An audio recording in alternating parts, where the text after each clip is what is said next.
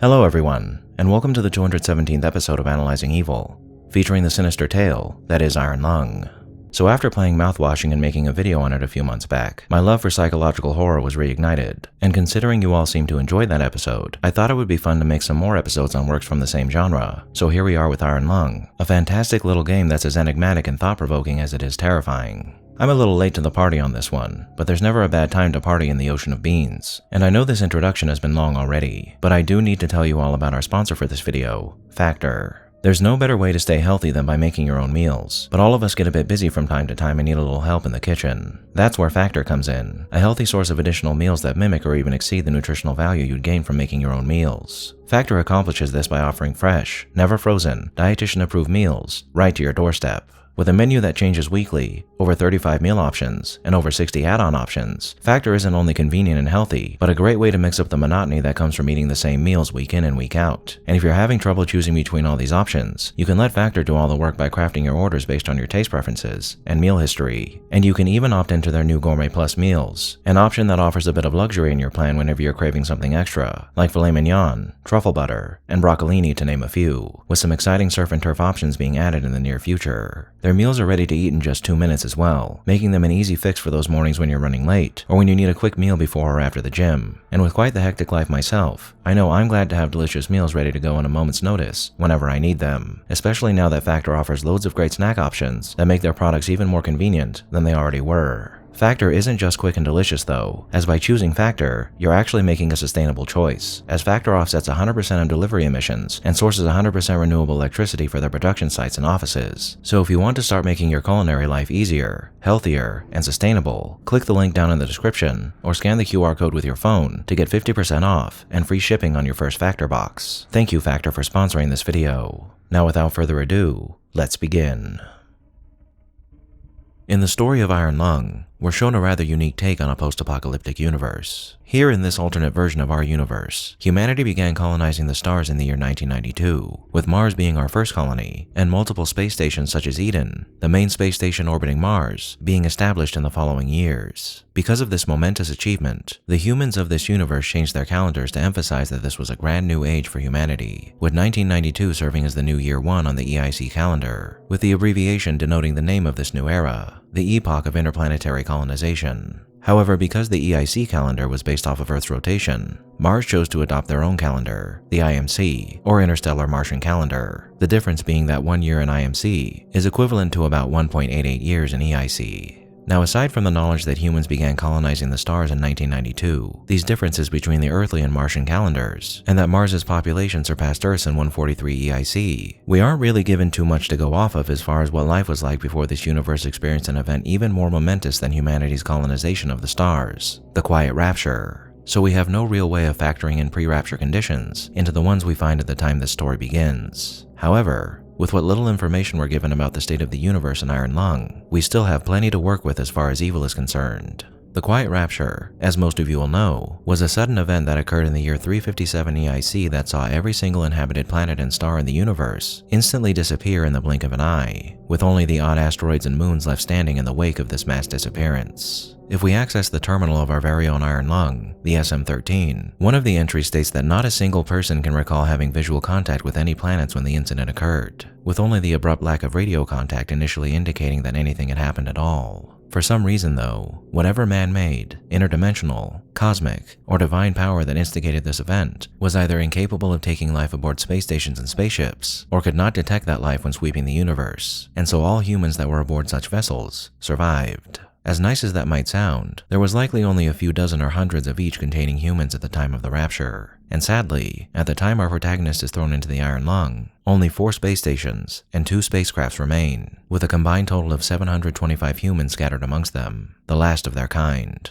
However, as much as you might think that such a cataclysmic restructuring of an entire universe would bring people together, unfortunately, that's not the case, as the survivors stationed aboard earthly spacecrafts and stations organized themselves into a collective society known as the Consolidation of Iron, whose population at the time this story begins numbers 257, with the last surviving Martians residing aboard the colony of Eden, which holds a total of 468 people. And for all intents and purposes, these 2 organizations are separate civilizations. Now, what this separation highlights is how absolutely foolish humans are, and how that foolishness unleashes so much evil into our societies. As I said a moment ago, at the time this story begins, there are only 725 humans left in the entire universe. And not only that, but it's entirely possible that they are the only sentient beings left in the universe. Well, close enough to being the only ones left at least. So with that in mind, it makes zero sense for the 257 people in the COI and the 468 on Eden to be at odds with one another. But then again, it actually does make sense. Since the dawn of our history, we have been plagued by a malaise that has sealed the fates of billions of people. Our propensity to meet those who are a bit different from us with hostility rather than open arms. Since our earliest days, humans have been more than willing to ignore the reality that no matter how we look, act, or think, that we are all humans. And because we so often think of our secondary identities as taking precedence over this reality, our species has suffered and will continue to suffer as a result. In most imaginings of the future, there is often a certain amount of hope that the discord wrought by such disunity will have all but dissipated at some point. But here, even when by all accounts it would seem that unity is paramount to not just preserving our species, but utilizing the scant resources left to us to learn more about our circumstances and secure our future, we unfortunately cannot work past our natures to see the error of our ways. However, it wouldn't be fair to base our condemnation of the state of humanity here on just tribalism and an inherent distrust of outsiders, as when we look through the scant amount of information we're given here, there does seem to be some deeper reasons as to why the COI and Eden are at odds with one another. If we look to the terminal entries on Eden first, it would seem that the Martians aboard Eden are the architects of continued strife between the last two groups of humans left in the universe. The terminal entry for Eden reads as follows. Space Station Eden is the largest man-made structure that still exists in the wake of the quiet Rapture. It was formerly the main station for Mars, and the populace still maintain a strong sense of Martian patriotism and independence, making them a constant threat to the sanctity and security of the COI. It has a current population of 468 and has the only known remaining trees in its interior garden. The COI considers Eden a threat to all collective well-being after their attack on Filament Station. For further context about what happened on Filament Station, we have the following terminal entry to look to.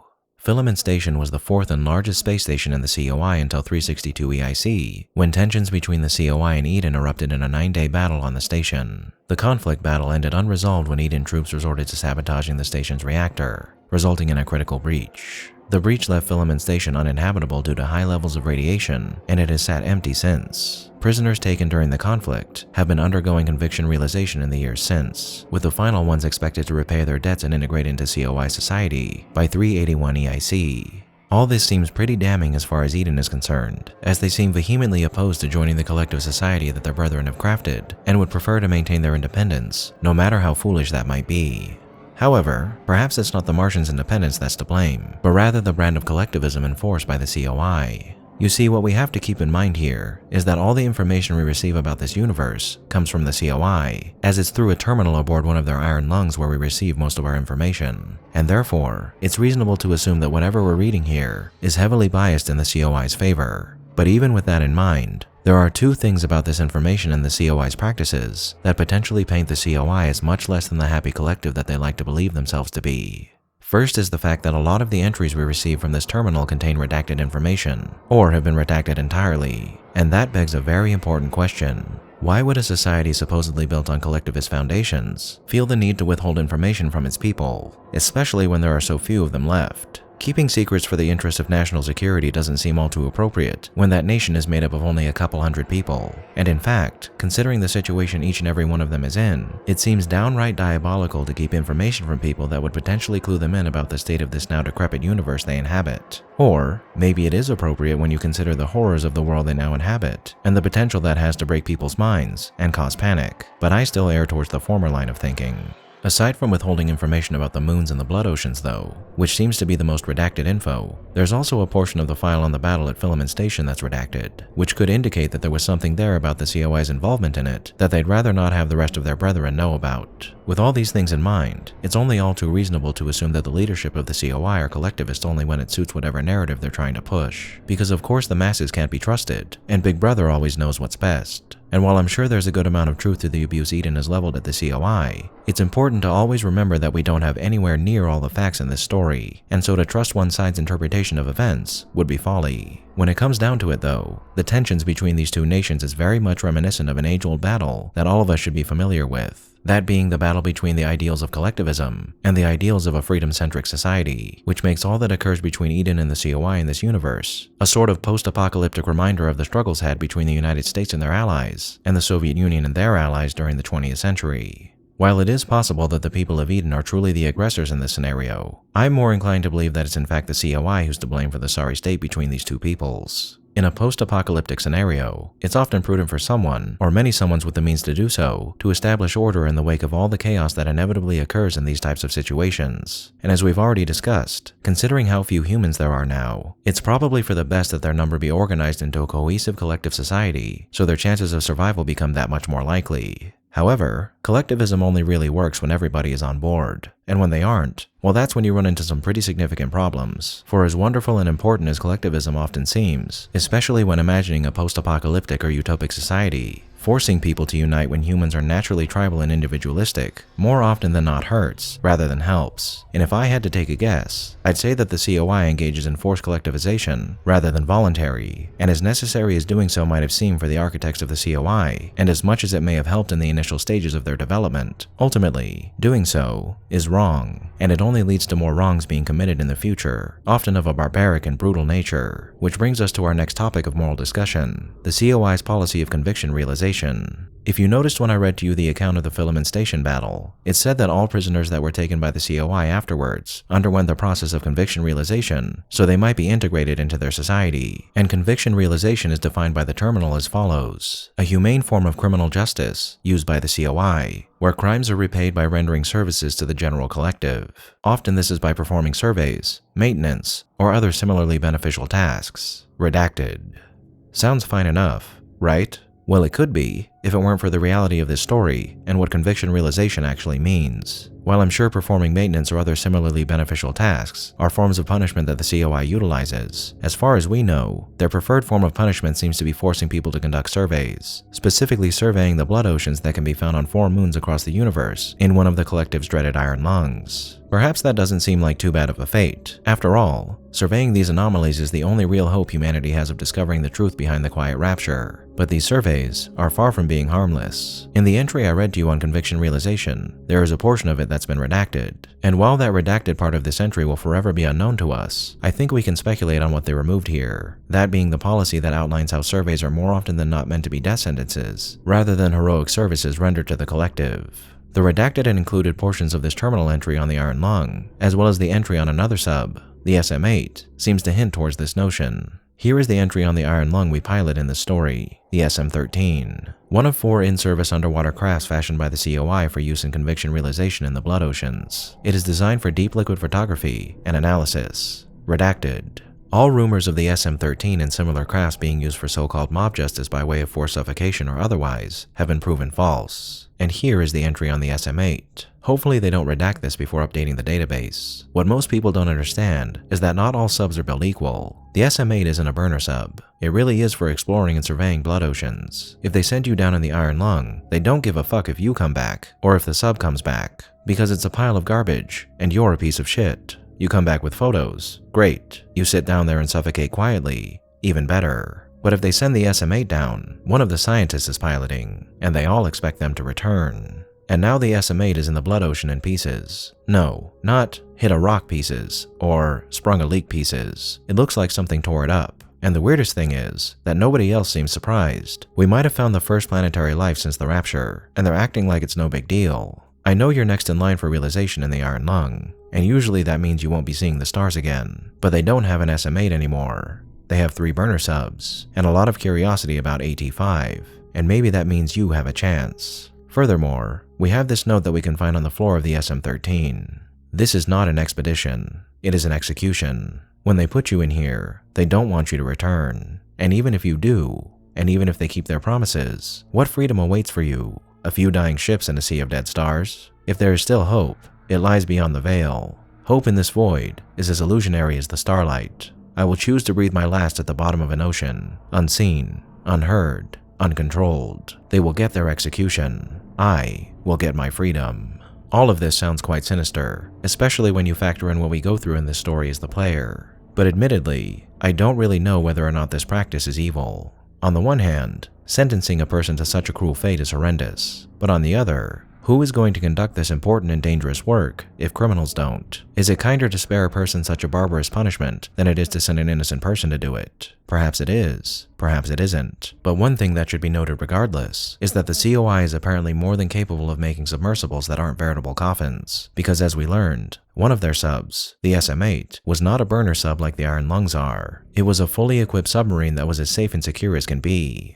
Now, it's possible that the reason every sub isn't made into one like the SM-8 is because there aren't enough resources left to make constructing them feasible. But I'd argue that these people could have easily just created more machines like the SM-8 instead of making multiple Iron Lungs, even if there would have been fewer of them to work with. As in a world where life is more precious than it ever has been, it seems just as reckless to waste it in this way as keeping the two civilizations separate is. So regardless of whether or not this punishment is monstrously heinous or just outright misguided, is honestly up to interpretation, and I'd love to hear your thoughts on the matter down below. But with all this in mind, these are the more verifiable evils of the Iron Lung universe. The death and destruction that results from two opposing sides claiming the superiority of their vision, and the very real potential evils committed by a likely authoritarian nation that encourages draconian forms of punishment. But now we must talk about evils that we can only speculate about, the origin of the Quiet Rapture, and the presence of the sinister blood oceans. As we already discussed, the only things left in the universe after the Quiet Rapture are the vessels containing the remaining humans, and some asteroids and moons. I'm sure most of them are just rocks floating through space, but a select few of these moons contain oceans of blood,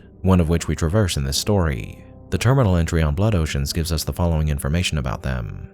An unexplained phenomenon that has been identified on 4 separate moons since the Quiet Rapture. Moon AT5 and Moon Z8 are the most notable locations, as they are under the control of the COI. Enough research has been conducted on the blood itself to determine that it is indeed human blood, but we have not discovered where it comes from or how it keeps its liquid form. The ocean on AT5 is of particular interest because redacted.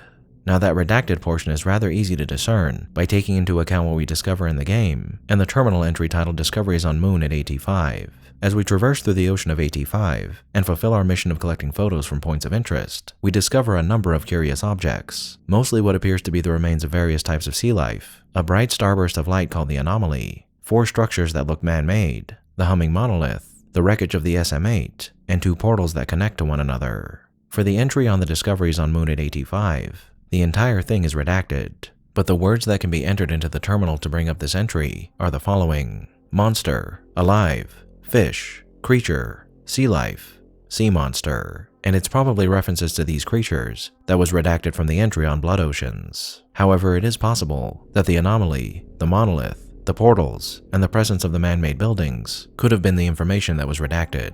As important as the sea creatures are to this story though, what really gets the mind turning here is the fact that these oceans are made of human blood, that they contain some seemingly man-made structures, and the presence of 4 strange objects, or phenomena. Now I thought about what all of this means, and what exactly is going on here for a while, and I've come up with a few possibilities that range from not so evil to decidedly diabolical. And while there's no way any of us can say for sure what's going on here, hopefully some of these theories hit the mark for you. But if you have a better idea, please let us all know down below.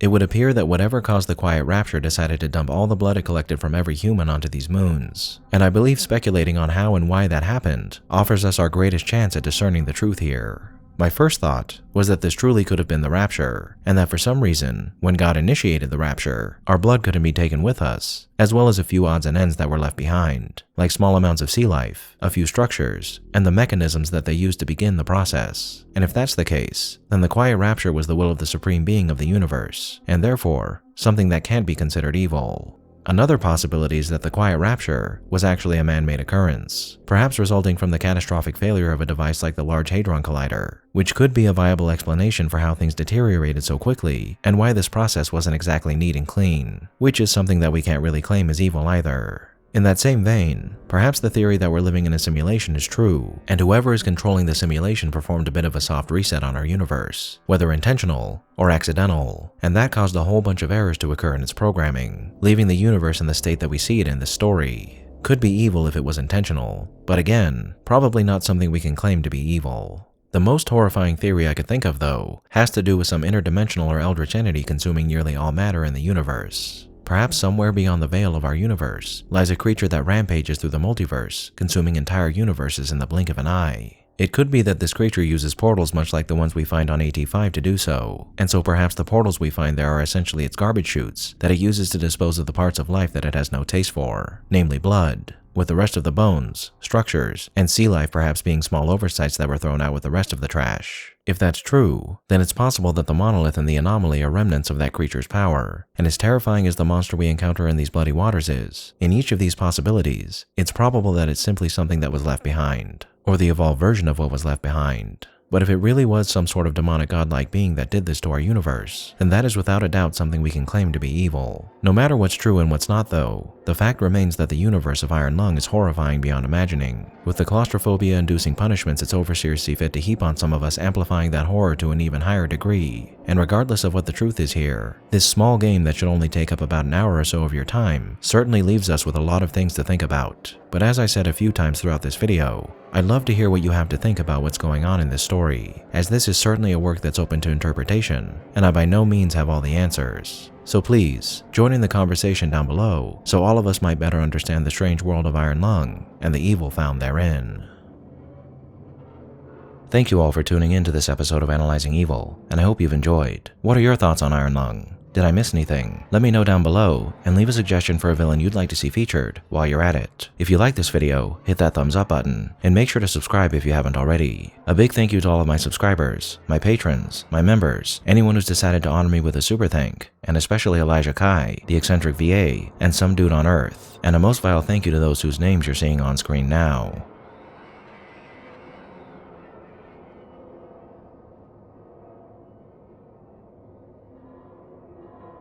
Join the channel's Discord server and subreddit to interact with myself and the community, and follow me on the social media platforms listed below to keep up with the channel. As always, thanks for watching, and I'll be seeing you soon.